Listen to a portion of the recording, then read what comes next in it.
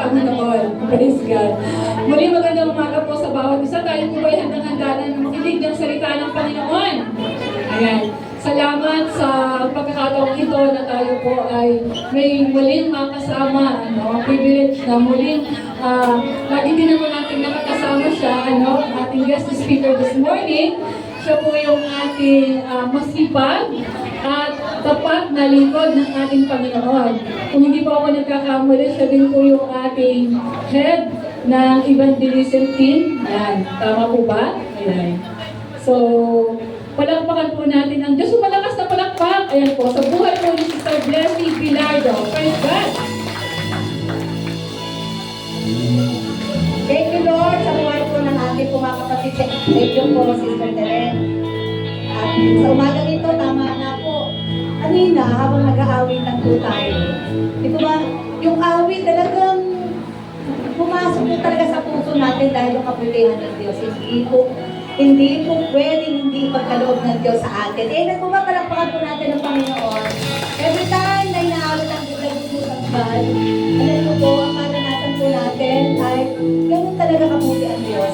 Pagkaman tayo, minsan tayong mga tao, minsan nakakalimot po tayo. Sino po dito hindi nakakalimot? Ako po, madalas ako makalimot eh. Medyo nagkakaedad na ng konti, pero yung kabutihan po ng Diyos, hindi po natin malilimutan yan. Amen po ba? Palakpakan po natin muli ang Diyos. Ay salamat po sa Panginoon at tayo po ay magpapanimulan na ng pag-aaral na may mga salita. At ngayon po, huling linggo na po, kung naalala po natin, huling linggo na po ng buwan ng July. At ang buwan po ng July ay meron tayong pinag-aralan na Christ's presence is the answer, regaining His strength to carry on. At hindi po natin hahayaan na hindi po natin makita yung iba-ibang mga katuruan na ating pong napakinggan every Sunday. At ngayon po yung huling Sunday, huling linggo na po ngayon. At napaka-excited po kasi bakit po? Yung pong ating mga napag-aralan ay hindi lamang po ito, sabi nga, narinig po natin, nagkaroon po ito ng ng manifestation sa ating pong mga boy. Dahil yung pong manifestation, yun po yung maganda. Dahil alam natin, yung ating pong theme verse na Christ's presence is the answer, ang lahat ng ating pong mga panalangin sa Panginoon, ibinigay ng Diyos sa pamamagitan ng ng presensya ng Lord, ng ating po Panginoon. Ngayon po, pag-aaralan po natin sa umagang ito, bago po tayo magbasa ng kanyang mga salita, pangunahan ko na po, yan po yung napakaganda na ating pong inangkin at aangkinin. Ang title po ng ating pong pag-aaralan, The Blessing of Life in God's Presence. Sige po, tayo po ay yumuko at tayo po pumikit. Salamat po na marami, Panginoon, sa araw na ito. Tunay na yung biyaya sa buong isang linggong ito'y naranasan namin ang mga pag-ulan, naranasan namin ang mga sa bawat paligid namin, bumahapon ng napakaraming ulan. Ngunit yun po ay inangkin namin ulan po ng pagpapala at pag-ibig po sa amin. Kaya naman po, sa oras na ito, kami po nagpupuri at nagpapasalamat sa iyong mayamang biyaya at habag na aming po naranasan. At sa umagang ito, sama-sama po namin nanamnamin na yung mga salita.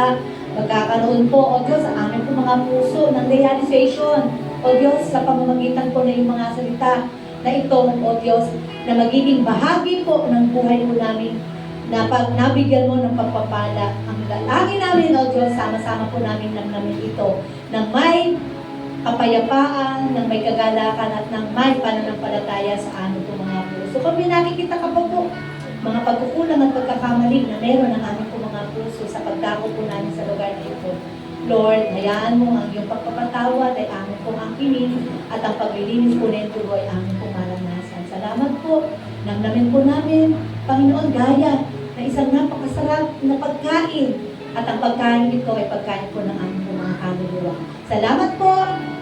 Hayaan mo ang inyong lingkod, biyaan po ng karunungan, ang anointing mo, maging ang iyong kapangyarihan ay akin pong inaangkin sa umaga po ito kapangyarihan, siyang sasakop, babalot sa buhay po ng bawat isa po sa amin na narito. Salamat na marami. Ito po aming panalangin na may pasasalamat sa pangalan ni Jesus. Amen at amen. Palakpakan po natin muli ang Panginoon. Pag usapan po ang blessing ng Panginoon, tago po tayo sa Romans 15 verse 13. May the God of hope fill you with all joy, peace, and you trust in Him so that you may overflow with hope by the power of the Holy Spirit. Purihin po ang pagkabasa ng kanyang mga salita. Sabi po sa introduction natin.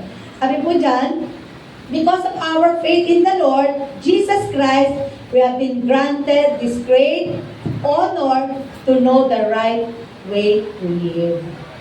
Sabi nga, to know the right way to live. Ano ba yung tunay na buhay na dapat nating lakaran at dapat nating, sabi nga, makita sa ating po mga buhay ay yun po yung pagsamba po natin sa Panginoon. Amen po. Yung pagsamba na ginawa po natin kanina ngayon po, nakalipas po ang ilang minuto na tayo po sumamba sa Panginoon. At yung pagsambang iyon, hindi po mawawala ng kabuluhan sa Panginoon at yung mga bagay na itinuturo po ng Panginoon sa mga buhay natin, yung po yung sabi nga honor ng bawat buhay po natin dahil itinuturo niya ang bawat himay-may. Na paano ba ako mabuhay? Ano ba ang lalakaran ko? Ito yung sinasabi ng Panginoon. Ano ba yung kailangan mo lakaran sa buhay mong ito? Ay ang ating pong ang pag-ibig ng Diyos sa ating pong mga buhay. Kaya naman po, to experience the blessing of life in God's presence. Di po ba na-experience po natin? Yung pong nagising tayo sa umaga, nag-pray tayo sa Panginoon, Lord, malakas na ako. Kasi bakit po pinalakas na tayo ng presensya ng Panginoon sa pamamagitan po ng panalangin natin inusal sa Panginoon. Kaninang umaga po yun. Ano po? Nakarating po tayo. Kanina po medyo may ulan eh. Nagulat nga po kami pagtingin po namin, ay may ulan pala kasi kanina po medyo maaga, di po pa wala naman po ulan. Pero ipinaranas ng Diyos ang ulan. Kasi bakit po, yung ulan po iyon, nasabi nga, pagbaksak ng ulan, alam po natin na blessing po iyon ng Panginoon. Kasi ipinaaraw na po niya kaninang umaga. Pero ngayong oras na tayo na umulan, maaring, sabi nga, parang yung makaka-attend, parang malalakas ang ulan, pero biyaya po yan ng ating po Panginoon sa ating po mga buhay. And because of our faith in the Lord Jesus Christ, we have been granted this great honor to know the right way to live, to experience the fullness of life in His presence. Ano ba yung fullness ng life ng ating buhay? Sabi nga, hindi naman yung mararangyang buhay, hindi naman yung mga material na meron tayo. Bagamat ito po ay blessing po ng ating pong Panginoon, pero ang napakaganda po, yung pong tayo'y sa pagising natin sa umaga, alam natin, nakalakip nito ay ang pagpapala ng buhay ng ating pong Panginoon, buhay na mula po sa ating pong Panginoon. Kaya naman po ito po yung mga bagay na na-experience natin. Isang linggo, sabi ko nga po, hindi po ako lumabas. Kasi bakit nga po, ako po ay, sabi nga, pag medyo naulanan, ingat-ingat din. Pag may time, ingat-ingat din po. Di po ba? Kasi bakit? Ang ulang tulog din naman. Bagamat yan po ay blessing, pero tulog din ito minsan. Pag naulanan tayo ay medyo may sipon, may upo. Yan po yung medyo parang bahagi na rin ng buhay natin, pero kailangan po natin i-prevent. Ano po? At hindi naman pwede na hindi tayo lumabas. Pero salamat sa Panginoon dahil yung paglabas natin kanina or sa mga nagtatrabaho, sa mga kabataan na bagamat walang pasok. Sabi nga po sa GC namin, may GC po, di po ba lahat naman tayo may GC. Nakalagay po doon, walang pasok, announcement ni Mayor. Ngayon, may mga kanya-kanya po kami may mga kanya-kanya kaming reaction, comment. Naku, wala na naman baon ng mga kabataan. Tapos mga emoji tuwan-tuwa, may emoji love. Kasi bakit po? Sabi nga, yun yung panahon na kung saan ay pwedeng mapahinga. Yung mga nag-aaral, pumapasok sa trabaho. Ang kinancel din po kasi ang di po ba, ang government. Napasok sa government. Pero sabi nga po nung iba, sana all yung mga nagtatrabaho. Kaya sabi ko ngayon sana all, hindi naman inon. Ni Mayor, di po ba kasi may mga kanya-kanya ding lugar di po ba na may baha, meron hindi. Pero ganun pa man, ang lahat ng iyon ay blessing po sa atin po ng ating po Panginoon. Palakpakan nga po natin ang Panginoon. Sabi po dito sa Old Testament, may mga tao or even sa New Testament, mga tao po nakaranas ng biyaya po ng Panginoon sa pamagitan ng presensya po ng Diyos. Sabi po sa mga Israelita, sa kwento po ng Bible, lalo na sa Exodus, di po ba, ang kwento ng Exodus, yung mga Israelita, talagang nagpunta sa wilderness. Pero sa kanilang pagpunta sa wilderness, iba-iba po yung naranasan nila eh. Sa lugar po ng wilderness o ng ilang, yung mga Israelita, gumabi, umulan, nakaranas po sila ng ano po, pillar of cloud. Pag umaga, nakakaranas sila ng pillar of day. At pag gabi naman, nakakaranas sila ng pillar of night or ng fire. Kasi bakit? Kaya po pala, biblically, prinsipyo at biblically po, yung pong pag-araw ng pagdilim, yan tayo naranasan gabi. At pag-araw naman ng pag-iwanag, naranasan natin ang buong tulad ng araw. Kaya yun po ay blessing po sa mga Israelita. Hindi pinanatili ng Diyos na madilim lahat. Pero po kumilos pag madilim. At hindi naman ipinaranas, hindi pinaranas ng Panginoon yung pillar of cloud in the day. Kasi bakit hindi naman pwedeng hindi umaraw? Hindi po ba? Kaya yung araw at ulan o yung paggabi, yan po ay blessing din po sa atin ng Panginoon. At yun po yung naranasan sa Old Testament ng mga Israelita. At hindi na rin po tayo lalayo sa buhay po ng atin po. Ito po ay, habang pinag-aaralan ko po ang buhay po ni Apostle Paul, yung atin pong si Pablo, na unang-una na siya po ay persecutor ng atin pong ng mga manggagawa o ng mga Kristiyano ng panahon po noon. Pero alam niyo po, sa buhay po ni Paul, napakarami pong naging aral sa buhay po niya. Naranasan po niya, mag-persecute nga ng mga Kristiyano. Para sa atin po, sa ating pong paligid, yung pong, minsan, ang nagiging persecutor po natin, ang ating family. Di po ba, minsan, ang ating kapitbahay, minsan, mga tao sa paligid natin, nagiging persecutor. Pero noong panahon, yung Apostle Paul, siya po yung persecutor. Siya yung nagdadala ng, para hindi maipangalan ang salita ng Panginoon, siya yung nagpe-persecute. At nung panahon na iyon, yung Apostle Paul, alam niyo ba, nung una pong maranasan niya yung pagkawala ng kanyang paningin sa daan ng Damascus. Mahirap po mawala ng paningin. Siya po nakaranas ng kawalan ng paningin ng 3 araw. At yung 3 araw na yon, na-realize niya sa pagpunta niya sa daan Damascus, naranasan niya yung madilim. Madilim na madilim. Ganyan po nangyayari pag may mga dilim ng ating buhay, kung saan hindi na natin kayang lumabas sa mga dilim ng buhay po natin.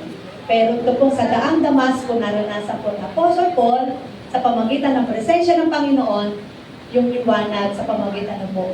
Siya, pag naglalakad siya, kasama niya si Ananias, habang naglalakad siya, isang liwanag ang naranasan nila at tumaba po ang anghel ng Diyos. At iyon po yung presensya ng Panginoon. At sinabi kay Paul, kay Pablo, bakit inuusig mo ako?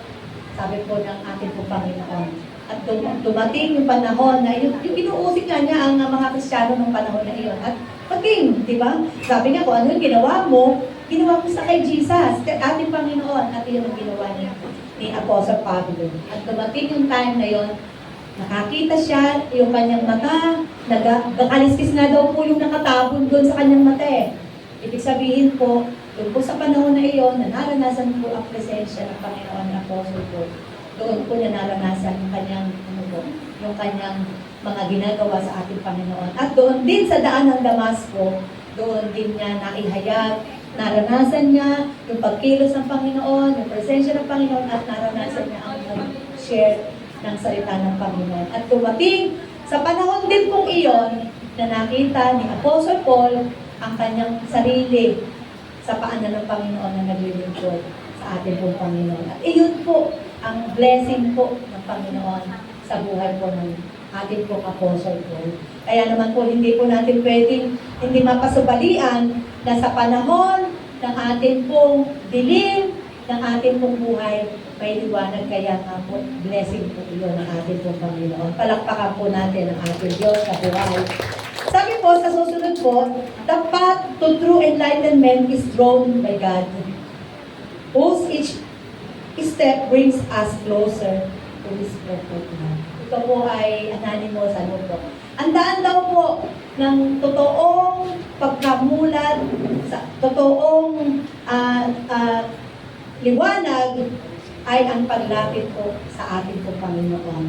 Ang ating pong mga step, Sabi nga, step lang na maliit na step or continue to step brings us to close to our God and His perfect love. Ay napakaganda pong quotes ito na kung saan naging sabi nga, pag ating raramdamin, ating didimi-dimiin, bubalay-bulayan, salamat dahil merong tinatawag na enlightenment. Na-enlight ang ating mga buhay, ating mga puso, maging ating po mga kaisipan. Kaya nga po ang sabi po doon, some reflects about the promise of blessing that emanates or come from our relationship with God and as we abide in God's presence. Di po ba? Si Apostle po, kung di siya sumunod sa Panginoon, hindi niya naranasan ang blessing ng buhay na meron ng Diyos sa kanyang buhay. Kaya naman po, sabi nga yung pagkikipagrelasyon natin sa Panginoon, napakalaking parte ng blessing po sa buhay po ng bawat isa po sa atin. Bring closer to the, sabi nga doon, perfect love. Ang perfect love lamang po ng Panginoon ang ating pong naranasan. Di po ba? Yung mga pagkakataon, nung panahon na tayo ay nasa kadilim, katulad ni Apostle Paul. Inaalipustahan niya ang mga Kristiyano ng panahon niya. Pero noong maranasan niya ang pagkilos ng Diyos at ang presensya ng Panginoon, doon natanggal ang mga balakid, sabi nga doon natanggal ang mga dilim na kanyang nakikita at yung kanyang nakikita na yun ay puro, sabi nga puro madilim kasi tinakpan ng Diyos ang kanyang mga mata. Minsan ganun po tayo. Natatakpan po ng mga mata natin yung mga biyaya ng Panginoon na ino-offer po sa atin. Kaya naman po, sa isang simpleng pagpapasalamat, minsan hindi po natin ito maibigay sa Panginoon kasi bakit nga po, hindi po natin nakikita yung maliliit na iyon at ang nakikita po natin ay yung malalaking mga pagpapala sa atin ng Panginoon. Kaya naman po, ayan po natin, baybayin po natin yung blessing of life in God's presence na ito, na kung saan may mga ilang part lang po na pag-aaralan po natin. At sabi po sa introduction pa rin po, the blessing of life in God's presence is a holistic. Buong, sabi nga po, ito po yung pangkalahatan concept that encompasses various aspects of well-being na tulong po sa atin. Kalakasan sa anumang bahagi ng buhay natin na malungkot, ng pangangailangan natin, even yung ating mga emotional, ating mga physical, even ang ating po mga financial, transformative power of faith-filled life and the benefits that comes from seeking and experiencing God's presence. So, ma-experience po natin ng God's presence, ang presensya ng Panginoon, di po ba? Nabago ang ating mga pananaw sa buhay. Nabago yung ating puso mula sa Panginoon. Kasi may mga pagkakataon na ito na pala yung mga buhay na ino-offer sa atin ng Panginoon. Ito na pala yung mga bagay na ginugusto sa atin ng Panginoon. At sa pamamagitan ng presensya ng Panginoon, nabago ang lahat ng bagay na iyon. Dating nagdadalamhati, dating nalulungkot, di po ba? Pinasaya ng Panginoon kasi bakit? May presensya ng Panginoon na nananahan sa puso natin. Amen po ba? Palakpakan po natin ang Panginoon. Kaya naman po sa Psalms 21 verse 6, surely you have granted him an ending blessing and made him glad with the joy of your presence. Ang ganda po sa Tagalog, pagpapala mo'y nasa kanya, magpakailanman ang iyong patnubay dulot sa kanya'y kagalakan. Tayo po ang kinakausap dito ng Panginoon. Surely, sabi nga surely, sure na sure po yung pagpapalang iyon na ninanais natin. Ito man po ay emotional, ito man po ay financial, ito man po ay mental, ito man po ay spiritual. Lahat po iyon, sabi nga po, holistic pangkalahatan na pagpapala na po ang ipinagkakaloob po sa atin ng Panginoon. Kaya naman po, ito po yung mga blessing ng Panginoon associated with God's presence. Sabi po sa number 1, peace and comfort. Yung kapayapaan po, sa panahon na tayo po ay sinusubok ng mga problema at pagsubok, yung kapayapaan, inaagaw po yan. Yan po ay kailangang hinihingi po natin sa Panginoon, yung peace and comfort. Sabi po dito sa John 14:27, at ito po din naman ang comforting word na iniwan ng Panginoon nung siya po ay, sabi nga, nag-ascend na. Sabi nga, nung nag-ascend siya, iniwan niya ito sa atin. Peace I live with you, my peace I give you, I do not give to you as the world gives. Kasi ang salita po ng Diyos, ito po ay, sabi nga, lagi natin inaakit, ay sa akin yun. Lalo na pag tayo nangangailangan ng kapayapaan, Sa akin yun, ang John 14:27. Do not let your heart be troubled and do not be afraid. Kasi pag tayo po ay natatakot, yung kapayapaan, saka yung comfort, kailangan po natin yan. Kasi, sabi nga po, pag ang kapayapaan nawala sa atin, mahirap na matulog. Ano po, mahirap. Parang lahat, meron kang dala-dala mo sa ating pang-araw-araw na buhay, dala-dala mo yun. Kasi bakit wala na akong kapayapaan? Lahat ng bagay mabigat sa atin, lahat ng ating narinig. Minsan, nahihirapan tayong tanggapin, o minsan, yung ating narinig, nagagamit tayo. Minsan, yung mga ganyan po. Pero sabi nga po dito, sa peace na pinagkakalat ng Panginoon, God's presence brings us peace that surpasses worldly understanding. Hindi po, sabi nga, hindi maibibigay ng mundo ang kapayapaan na hinihingi ng isang mananampalataya ni Kristo. Kasi bakit po? Only kay Lord Jesus Christ lang natin mararanasan ang kapayapaan ito. Katulad po, sabi nga po dito, offering comfort and assuring in the midst of challenges. Sabi nga, binigyan ko po ng mga example. Sorry po, medyo may mga example po akong binigay para mas makita po natin yung mga bagay na kailangan iparating at ipalawanag po sa atin po na salita ng Diyos. Sabi nga po sa Samaritan woman. Ito po ay maganda example po. Kasi itong Samaritan woman, marami po siyang problema. Marami po siyang mga bagay na sa kanyang puso. At ito po ay na-meet niya nung isang beses na nagtumuha siya ng tubig sa well o sa balon. At naranasan po niya, nakita po niya doon, hindi pa niya alam si Jesus yun. Hindi pa niya alam si Jesus. At itong taong itong si Jesus, siya po yung offer ng living water.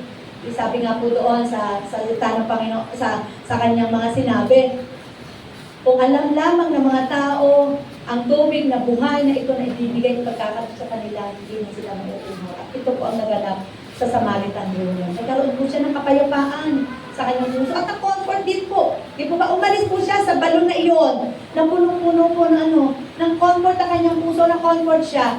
Kasi sa kanyang mga buhay na nangyayari sa kanyang buhay, napakarami po niyang naging kasalanan, nagkaroon po siya ng napakaraming, sabi nga, pagsubok sa buhay, pero ang isang Jesus Christ sa presensya niya, napatunayan ng babaeng ito, na ang tunay na kapayapaan maranasan namin kay Jesus Christ. Ganyan din po tayo, mga pagkakataon, akala natin ang kapayapaan makuha po natin sa mundo, hindi po. Bagamat ito po ay ginagamit sa atin ng Panginoon, pero ang ating pong Panginoon, only Jesus, give us peace of mind. Kasi bakit po? Sa mga panahon po ng pagsubok, ewan ko po, kung nangyari po sa inyo yung, ako po kasi nanonood ng TV, nakaraang mga ulan ng bagyo, sabi po ni Kuya Greg, huwag na tayong manood. Kasi puro baha, puro landslide, puro mga ganito ang ating nakita. Sabi ko, manood na lang tayo sa Facebook, mag-browse na lang tayo. Pero hindi po Hindi po iyon ang sagot. Kundi ang sagot po ay panalangin para sa ating mga bansa. Hindi po ba? Napakaraming dumanas ng mga ulan, landslide, mga natabunan. Paano kaya ang mga pamilyang ito na natabunan ng nalunod, di ba? Pero sabi nga, kapayapaan pa rin ng Panginoon ang ipinagkakaloob na sa atin. At yung kapayapaang iyon, ang kailangan maranasan ng mga taong nagdadalamhati sa mga panahon ito. Amen po ba? Kaya sabi nga, yung Samaritan woman, example lang po, isa sa mga example, nakaranas ng peace and comfort. At iyan din po ang pinararanas sa atin ng Panginoon. Blessing associated with God's presence, yung peace and comfort din po ng ating po Panginoon. Kaya sa panahon na tayo po ay nababagabag, napapagod, or minsan hindi na natin alam kung ano ating gagawin, hayaan po natin ang peace and comfort na blessing po ng Panginoon. Kaya atin po maranasan. Amen po ba? Pangalawa po, guidance and direction. Ano po yung guidance na tinatawag dito? Sabi nga po sa Psalms 32 verse 8, I will instruct you and teach you in the way you should go. I will guide you with my eyes. Sabi nga po doon, I will guide you with my eyes. Kaya nga po yung guidance na tinatawag, yung kung tuturuan niya tayo yung landas na dapat nating tahakin. Yung mga lugar na kung saan nais ng Diyos na atin pong mga puntahan. Kaya naman sabi dito, aking ipapaalam sa iyo sa Tagalog, aking ipapaalam sa iyo, ituturo sa iyo ang daan na iyong lalakaran. Papayuhan kita ng aking mga mata. Sabi nga, hindi nakatitig ang Panginoon sa iisang tao, kundi lahat ng ating pong mga ginagawa ang Diyos nakatingin po sa atin. Amen po ba? Kaya po, God's presence guides and direct us, leading us in the path of life and providing wisdom for decision making. Marami mang kayong mga dapat pagdesisyonan, hayaan po natin ang guidance and direction po ng Panginoon ang ating pong maranasan.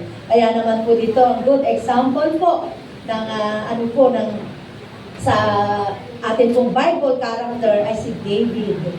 Si David po, kung pag-aaralan po natin ang kanyang buhay, isa shepherd, di po ba shepherd boy? Nagsimula siya sa kabataan bilang isang pastol ng mga tupa.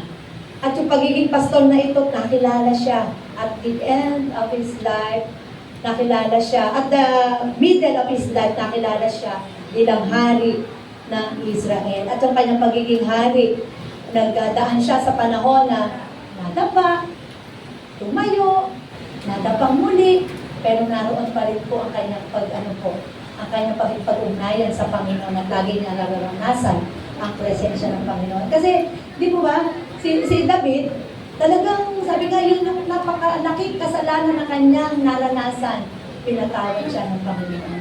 At sa pamagitan ng presensya ng Panginoon, lagi ipinararan sa kanya, David, ito yung puntahan mo, David, ito yung gawin mo, kaya nga po nalikha ang Psalms, di po ba ang Salmo, na kung saan bagamat yung mga writer, pero yung Psalms, sabi po, mostly ay buhay po ni David ang tinatalakay po doon. Kasi bakit po? Yung buhay niya na nahirapan siya, muling bumangon, na lubog na naman, pero nanatili pa rin po si David sa presensya ng Panginoon. Kaya naman po siya tinawag the man after God's own heart. Kaya salamat sa presensya ng Panginoon at gayon din po sa presensya ng Panginoon, di po ba? Sineshape niya yung buhay natin. Sineshape niya kung paano tayo magsalita, kung paano tayo, the way we think, the way na kung saan paano tayo gagawa sa ating mga buhay. Nung araw po, alala ko nung araw, nung ako po'y bago-bagong may asawa, magagalitin po ako. Kahit po yan po katunay po ni Kuya Greg, magagalitin po ako. Talagang konting kibot lang, galit ako. Pero nung ako po ay nakakilala sa Panginoon, nakita ko po yung galit pala, hindi dapat pinanatili. Dapat po pala, alam niyo po, sa totoo lang po, nung time po ngayon, napakadami ko pong naihingi ng tawad sa aking asawa, ang narinig po niya. Kasi bakit po, sobrang magalit po ang hindi po. Dumadating po sa pagkakataon na yung galit na yun nagiging, yung alam niyo po yung, hindi ka po, tumatagal ng ilang araw, tumatagal ng ilang panahon, nagalit ako hanggat hindi napapawi, hindi ko nakikita sa kanya yung aking mga sinasabi, galit na galit ako. Pero nung dumating sa panahon na ako po nakakilala, napakarami ko palang pagkukulang. Una, sa Diyos, at sumunod po sa akin po minamahal na asawa. At doon dumating na kung saan talagang nagsisi po talaga. Pagkamat ngayon may mga konti-konti galit, pero natututo po tayo humingi ng tawad. At yun po yung naisang Panginoon, hindi lamang po sa akin, hindi lamang po sa akin. May mga pagkakataon, tinuturuan din po tayo ng Panginoon doon sa ginagay din po niya tayo sa mga tamang direction ng buhay natin. Di po ba? Lalo na yung mga decision making. Yung mga decision tayo, na bagamat napakahirap pag-desisyonan, pero igagay po tayo ng Panginoon. Lord, tama po ba itong gagawin ko? Maayos po ba ito? Mag-work po ba ito? Sa akin lamang po o sa aking buong pamilya? Minsan, meron tayong sacrifice di po ba? Pag sa ating decision making, minsan tayo nagsasacrifice, pero for the sake ng for the sake ng ating pong family. Lalo na pag pinag-usapan po ang ating family. Pag ang ating pong family, lahat ng desisyon, iisipin mo muna bago ka gumawa para doon sa desisyon na meron tayong, sabi nga, ilalagay sa ating pong mga buhay. Kaya naman po, sabi dito, God's presence guides and direct us. Dinadirect po tayo ng Panginoon. At ito may blessing. sa atin po ng ating po Panginoon. Pangatlo po, sabi po, joy and satisfaction. Sabi nga po yung joy, hindi lamang tayo nakakangiti, kundi yung po kahit nasa panahon na tayo sinusubok, naroon pa rin po yung kagalakan sa ating puso. Amen po? And satisfaction. Magkasama po kasi yung joy. Kasi pag may kagalakan po tayo, may satisfaction din po tayo. May contentment din po tayo. Yun po yung nangyari kay Apostle Paul noong panahon na siya po ay, sabi niya nga po doon, di po ba, sabi po ni Apostle Paul, naranasan ko na ang maghirap, naranasan ko ng malagana. Pero ang naranasan ng Apostle Paul ay ang contentment, ang tinatawag ng satisfaction.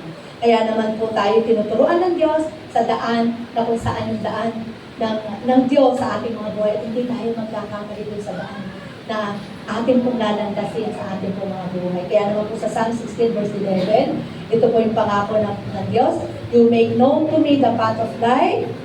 In your presence there is fullness of joy. At your right hand are pleasure. Ay, napakaganda po na yung kagalakan, lagi natin maranasan, the presence of God brings joys and fulfillment. Finding or filling the soul with happiness and contentment. Kahit na isang tuyo sa ating kapagkainan, isang maliit na ulam, pero pinagsasaluhan ng punong-puno ng pasasalamat at pag-ibig sa puso. Napakasarap na pong namnamin yung nag-iisang tuyo sa ating hapagkainan. Pero paano na po kung napakarami na pong pagkain, lalo tayo nagagala kasi bakit po? Lalo tayo magpapasalamat sa Panginoon kasi bakit? Sa dami ng pagsubok natin, ipinararanas pa rin sa atin ng Panginoon yung napakasagana habag at pagpapala niya sa ating hapagkainan. Amen po ba? Palakpakan po natin ang ating Panginoon. Ang sarap po mong kumain yung nagdaang araw. Di po ba? Makakita ka sa Facebook na may bilo-bilo, may champurado. Nagugutom na po ba yung iba? May champurado. Talagang masasabi mong sana all. Pero hindi po ba? Yung pong mga bagay na iyon ay blessing po sa atin ng Panginoon. Kasi bakit? May ulan, umuulan sa labas, pero bumabaha naman po sa atin kung hapagkainan ng ano po. Kayang-kaya natin magluto ng champurado, di po ba? Kayang-kaya natin magluto ng bilo-bilo. Salamat po sa Panginoon kasi bakit po? With joy and satisfaction ang patuloy na pinagkakalog sa atin ng ating po Panginoon. Palapakan pa nga po natin muli ang Panginoon. It offers the source of unending pleasure and delight. Sabi po dyan, enriching one's life with a deep sense. Kumbaga, sabi nga, kailangan malalim daw yung ating satisfaction eh. Pero tayo po mga Kristiyano, kumilala sa Panginoon na babaw po ating po ano po. Satisfaction, alam niyo po ano yung babaw? Sa maliit na bagay, kaya-kaya natin. Sabi nga, ibigay yan sa Panginoon. Lord, bahala ka na po, pagkasya mo po ito. Lord, bahala ka na po sa kukonting meron po ang aming pong kapagkainan. Naalala niyo po yung kwento ito po ay narinig ko sa isang pastor noong prayer revival po, naalala ko po nagkwento. Yung pong isang bahay ampunan, wala na po silang, sabi nga pagkain ko, dahil sa isang bahay ampunan, napakarami pong kailangang pagkain ang kailangan doon. Kasi nga po, napakaraming mga ampon doon sa lugar na iyon, mga kanilang kinikator. Then dumating talagang wala ng pagkain. Alam ko po sorry po, di ko na po ma-recall. Nalimutan ko po ang apelido niya. Apelido po yung medyo naalala ko po. And then, nag-pray siya sa Panginoon. Yung prayer niya, Lord, karoon naman po maraming pagkain dito sa bahay ampunan. Ito may-ari ng bahay ampunan.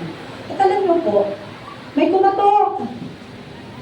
Kumatok sa bahay ampunan. At yung pagkatok po na iyon, nasiraan po pala. Yung pong magdi-deliver ng napakaraming tinapay, isang truck na tinapay, nasiraan. At yung pong isang truck na ang tinapay na iyon, dahil nga nasiraan sila, pwede po bang dito ko na lang po ilagay ito pong mga tinapay at baka po ito'y masira.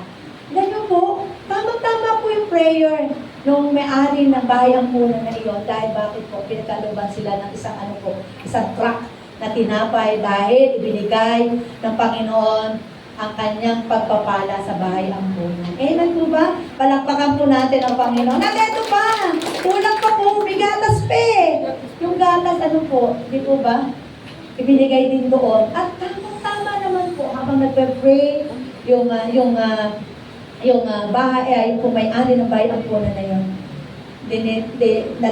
Nakita, yung design ng puso, ipinagkaloob sa pamamagitan ng prayer. Kasi bakit? Naranasan yung presensya ng Panginoon sa pamamagitan ng kanyang pananalangin. Ganun din po tayo sa ating pananalangin. Pag medyo parang nahirapan tayo, na-gobernahan tayo, alam niyo po, napaka-effective po talaga ang prayer.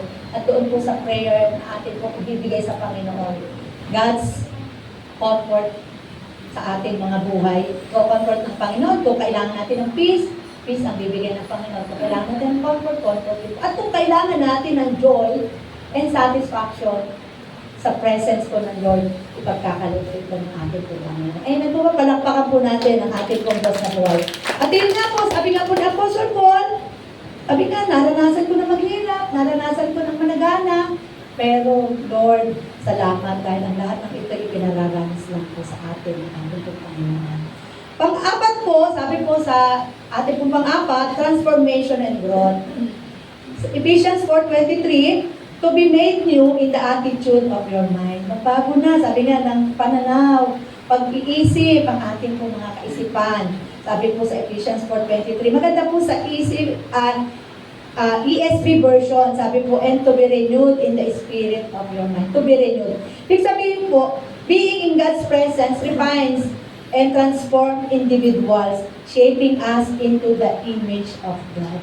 Di po ba pag tayo po nasa presensya ng Panginoon, yung pong ating mga kaisipan, nagbabago po. Parang medyo, pag ikay medyo galit, di po ba? Galit talaga. Galit ako. Pero pag ikaw nanalangin doon, pagiging mo naman po kung galit. Di po ba naisip natin, mali nga naman. Dapat pala, di po ba? Dapat talaga, with the presence of God and the spirit of prayer, talagang maranasan natin, matatransform ang ating pong mga kaisipan.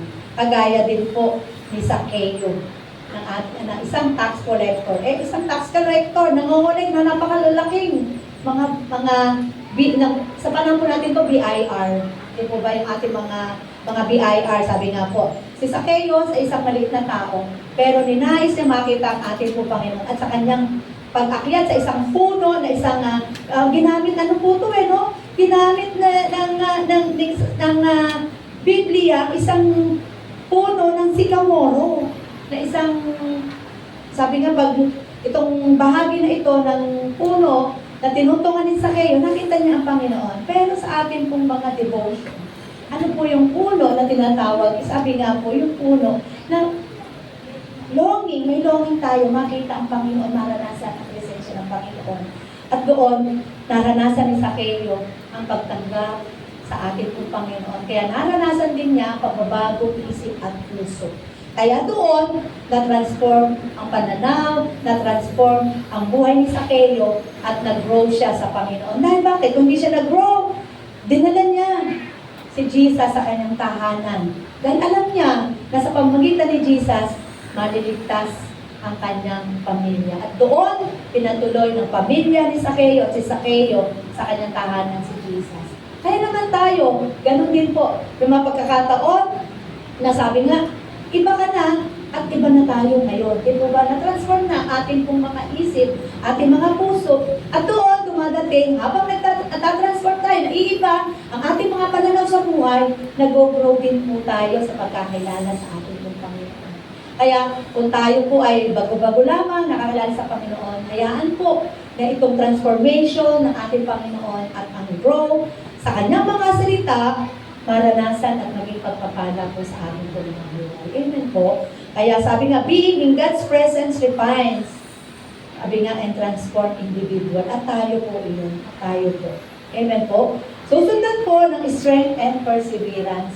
Sabi nga po, ano ba yung strength na ito? At perseverance na tinatawag. Yung perseverance, yung pagiging matyaga. Isaiah 40:29, He gives power to the weak and strength to the powerless. Sino po ba dito yung malakas na malakas? Araw-araw malakas na malakas? Wala po eh. Di po ba? Minsan, katulad kagabi, ngayong umaga, medyo may masakit. Pero sabi nga yung lakas, napapawi po ito eh. Pero yung lakas ng Panginoon, still, ipinagkakalubuyan sa atin ng Panginoon. Kaya naman po, sabi po, God's presence empowers individual to overcome obstacles and perseveres through challenges. Marami tayong pagsubok sa buhay, marami tayong naging problema sa buhay, pero yung ma-empower tayo ng Panginoon sa kanyang mga salita, yung po yung tugon ng Panginoon sa atin. Amen? Yung ang kanyang presensya sa pamamagitan ng kanyang, ng kanyang kapangyarihan, ipararana sa atin ng Panginoon, strength and perseverance. Kaya naman po yung babae po, sino po dito yung, sabi nga sa Luke 18, na yung babae, talagang pagod na siya, nagpunta sa isang judge na ito. At yung judge, talagang sabi nga doon, ang katangian niya, isang mabagsik siyang judge. Pero itong babaeng byuda na ito, hindi siya tumigil kapupunta sa lugar ng judge na ito upang tingin niya ang maaaring sagot o tugon na panalangin o tugon sa binibigay, sinasabi ng babaeng ito, ng byudang ito. Pero tinugon po niya, di po ba? Ano din tayo? May mga pagkakataon na kailangan po natin kasama ng ating kalakasan mula sa Panginoon, ang ating pong pagiging matyaga. Maraming problema, maraming mga hinihingi sa Panginoon, maraming Lord. Ito po yun eh. Ito na po yung panalangin ko. Bakit hanggang ngayon wala pa yung panalangin ko? Panginoon, Lord, parang hindi ko na po kaya. Pero yung strength na ipinagkakalo po sa atin at yung pagiging matyaga natin sa Panginoon, ito po yung nagiging dulot po ng makamta natin ang answered prayer na ipagkakalo sa atin ng Panginoon. Pag nawala po yung kalakasan, nawala po yung yung pagiging matyaga po natin sa Panginoon, hindi po natin maranasan ang mga panalangin na inanais natin sa Panginoon. Kaya nga po may salita never give up. Sabihin nyo ba po nyo sa inyong mga katabi, never give up. Never give up. Di po ba, wala po tayo mag-give up. Kasi bakit po ang nag-give up? Tayo. Pero tayo po yung always in a victory. Kaya yung victory na mula po sa Panginoon, hindi po tayo mag-give up. Palakpakan nyo nga po ang inyong mga sarili mula po ito sa Panginoon. Praise God. At sabi nga po, it provides a sense of security, knowing that one is under God's care and provision. Marami po pinagkakaroon sa atin ng Panginoon na provision, even pagka nasasaktan, yung mga, yung kanya pong mga hug, yung kanya pong mga yakap sa atin. Kanina po, umaawit tayo, sabi nga, aawitin ko ang kabutihan ng Diyos. Di po ba? Pag inawit natin ang kabutihan ng Diyos, di po ba? Daman-daman natin ang kanyang pagyakap sa ating mga buhay. Amen po. At daman-daman natin ang kanyang mga bisig na punong-puno ng pag-ibig. Amen po ba? Kaya, hayaan po natin ang proteksyon at ang security na ito ay biyaya po nating tatamasahin sa ating pong Panginoon. At ang huli po, sabi po dito ay ang ating pong tinatawag na eternal security. Sabi po sa John 6:47, very truly I tell you, the one who believes has eternal life. Sabi nga po, tayo po ay kumilala, nakilala natin ang Diyos, nanampalataya tayo sa Panginoon, at na-receive natin ang eternal life. Huwag lamang po tayo, sabi nga po, tatalikod sa ating pong Panginoon. Kasi pag tumalikod po tayo, di po ba, although may mga consequences tayo maranasan, kasi bakit po? Yung mga consequences na yun, daladala na rin po ng ating pong, sabi na, pagtalikod sa Panginoon, at yung pagtalikod na iyon sa Panginoon, yun po yung napapagod tayo, mahirapan tayo, yung pag-ibig ng Diyos, hindi na natin maranasan, kasi ang naranasan natin, puro yung sakit, yung mga, sabi nga, ayaw po natin sabihin yung rebellious heart, yun po yung ayaw ng Panginoon na maranasan po natin. At ang nais po ng Panginoon, yung eternal security na dito pa lamang sa lupa alam natin at hinahangat na din natin yung eternal blessing sa kalangitan. Pero hindi muna po ngayon, di po ba? Hindi muna po ngayon kasi bakit? Marami po tayo misyon sa ating po pamilya, misyon sa ating kapitbahay, at lahat. May mga misyon pa po tayo sa Panginoon po. Kaya tayo po narito upang maranasan po natin dito pa lamang po sa lupa. Ito po mga bagay na nais ng Diyos, na mga papala na ating po, na maranasan ng Diyos, na maranasan natin mula sa Diyos. Kaya po sabi ko dito, it provides hope and anticipation for a future filled with joy and blessing in God's presence. Kaya kung sabi po natin, di po ba, bakit tayo maawit? Bakit tayo sumasamba sa Panginoon? Kasi doon po sa eternal life, puro pagsamba na po ang atin pong ibibigay sa Panginoon. Kasi bakit po? Wala na po doong problema, wala na pong sakit, wala na po lahat. Kundi ano po, lahat po doon nadalakan ako. Baga nandito po sa lupa, naranasan natin mga problema, maaaring saganang problema ang ating naranasan, pero saganang pagpapala, yun po at pinagkakaroon sa atin ng Panginoon. Ang napakalaga po, dahil may declaration tayo mula sa Panginoon, lahat ang Diyos ang magbibigay ng mga pagpapala ito. Yung transformation po ng ating buhay, pagpapala po yan, kasi bakit po? Sa ganun sarili po natin, hindi po natin kaya magbago sa ating mga sarili. Yung baguhin mo po, sabi nga, dati, ang aking asawa ay napakamagaganda, pero ngayon, binaya ng Panginoon. Hindi po ba pagpapala po yun, kasi hindi po natin kaya, sabi nga, maranasan yung mga bagay na iyon, na hindi po pinagkalog sa atin pong Panginoon. Yun po ba?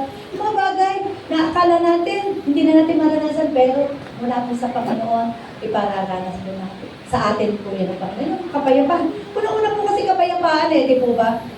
Yung kapayapaan sa pagising natin sa umaga, nandun pa rin, problema. Pero, bagaman nandun pa rin ang problema, nandun naman po yung kasagutan ng Panginoon. Nandun naman po yung mga, parang sabi nga, inaayos ng Panginoon yung ating po mga nilalakaran, inaayos ng Panginoon yung ating buhay, inaayos ng Panginoon yung ating family, inaayos ng Panginoon yung ating po mga financial. Saan na po tayo? Aasa po talaga tayo sa presensya ng ating po Panginoon. Amen po ba? Pwede po bang tumayo ang lahat? At tayo po ay mag-e-end para po sa ating po conclusion. Sabi po sa ating po conclusion, sabi po dito, the blessing of life in God's presence, it should encourage us to trust in God, experience His joy and peace, His blessing, and allows the Holy Spirit to fill us with an overflowing hope that empower us to live a life that reflects His love and grace. Sino po dito yung maraming pagpapala? Lahat po tayo, sige po, lahat po tayo tumaas ang kamay. Marami po tayong pagpapala, di ba? Sige po, nakita po ng Panginoon. At yung pagpapala po iyan, material na blessing, financial blessing, emotional blessing, yan po ay mula po sa ating pong Panginoon. Kaya sabi po sa ating pong last slide, sabi po dyan, enjoy the blessing of the Lord. May your blessing overflow. Kaya po yung peace, and joy, strength, and perseverance, direction, and guidance, and even eternal blessing ay patuloy pong ipinagkaloob at ipagkakaloob po ito sa atin po ng ating pong Panginoon. At salamat po sa Diyos dahil unti-unti na kung saan na-enjoy, sabi nga, hindi man po sa panahon pa ngayon, pero inihahanda po tayo ng Diyos sa panahon na kung saan, di po ba? Naranasan niyo po ba na may mga pagkakataon, itong sitwasyon na ito, bakit nga ba ipinaranas sa akin ng Panginoon itong sitwasyon na ito? Ang sagot po dyan, kaya ipinararanas ko sa atin ng Panginoon. Kasi alam ng Diyos, mararanasan natin ito at handa na tayo maranasan yung mga buhay na iyon. Kaya naman po yung blessing na ito, lagi po natin aangkinin, may the blessing of our God overflow in our lives. Sige po tayo po umabot sa kabutihan po ng Diyos.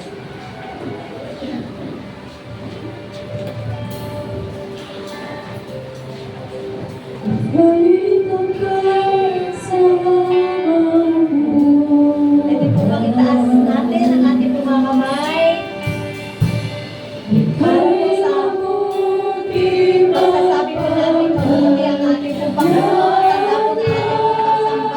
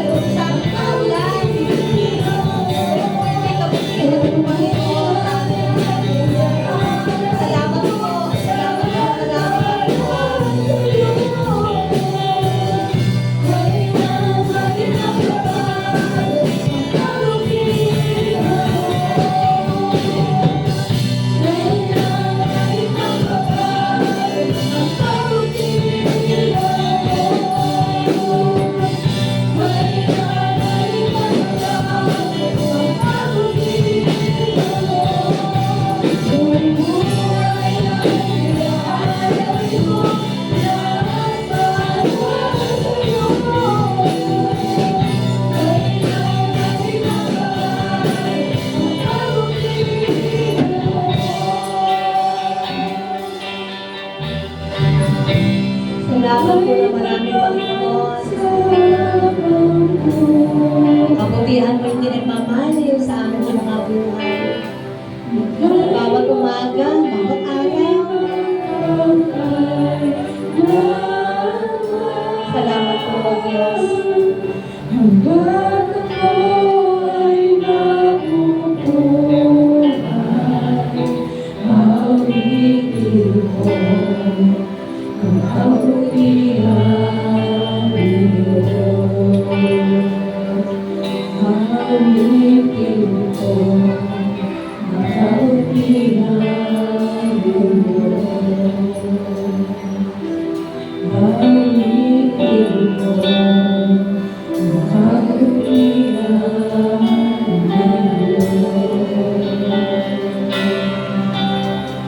The Holy Spirit is, the Holy Spirit na narito sa ating kalagitnaan. Sige po, tayo po ay pwede bang ang lahat ay manalangin at magbigay ng pasasalamat po sa ating pong Panginoon. Dulogin po sa Kanya ang mga panalangin ng pasasalamat.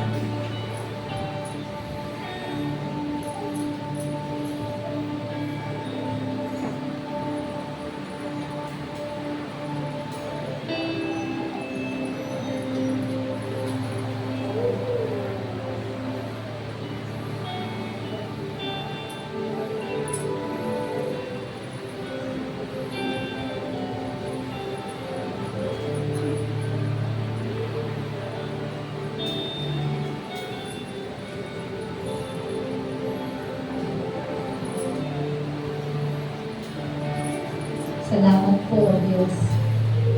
Salamat po marami, Lord.